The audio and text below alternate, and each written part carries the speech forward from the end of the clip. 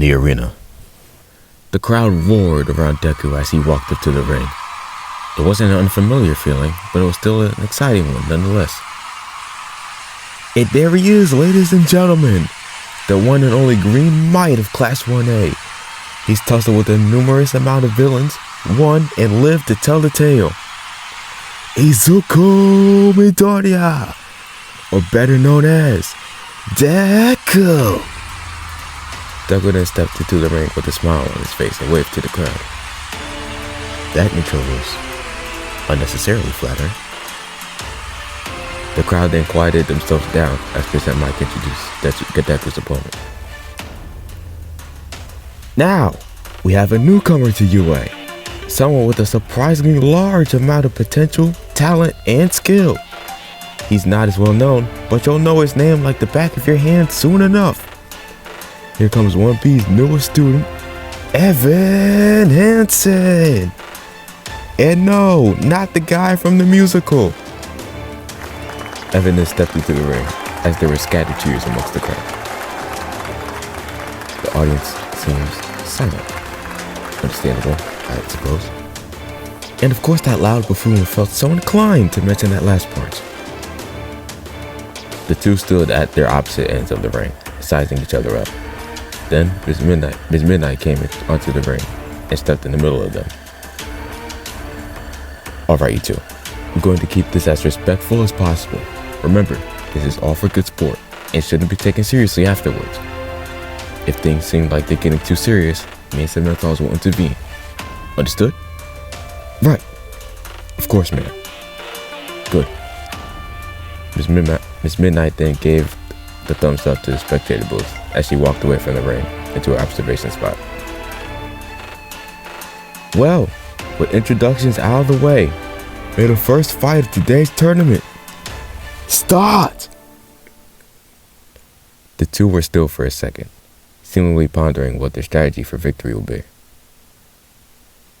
Real said I should take it easy on him, but I don't want to underestimate him yet. I still don't know what his quirk is after all. I'll make this quick then. I'll carry him out of bounds and ring him out. With the split decision made, Deku darted at Evan at an alarming speed with his quirk. He then went to pick Evan up where he stood, but when he tried to trap him in his clutches, Evan wasn't there. It was like Deku tried to grab it at the air. Confusion was installed in Deku up until he heard Evan say, "What was that about?"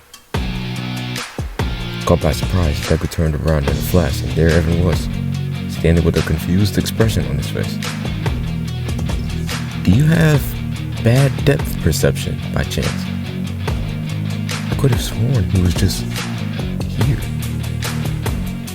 Deku then tried again, and once more, Evan disappeared from his sight once he was sure he grabbed him. This isn't looking pretty for Deku. He's missing Evan entirely down there. Evan hasn't moved yet. Hasn't moved? Something's not right. You know, you go fast, I'll give you that. But it seems you've left your glasses elsewhere. Alright then. Sorry, Rio, change of plans. Deku then charged at Evan once more with a foreign fist. I'll fight him over to a corner to push him out then. Deku then charged at Evan and entered striking distance. Once he did this, he let loose a punch. But it didn't land, as Evan weaved right past it. What the? Deku tried again and again and again, but to no avail.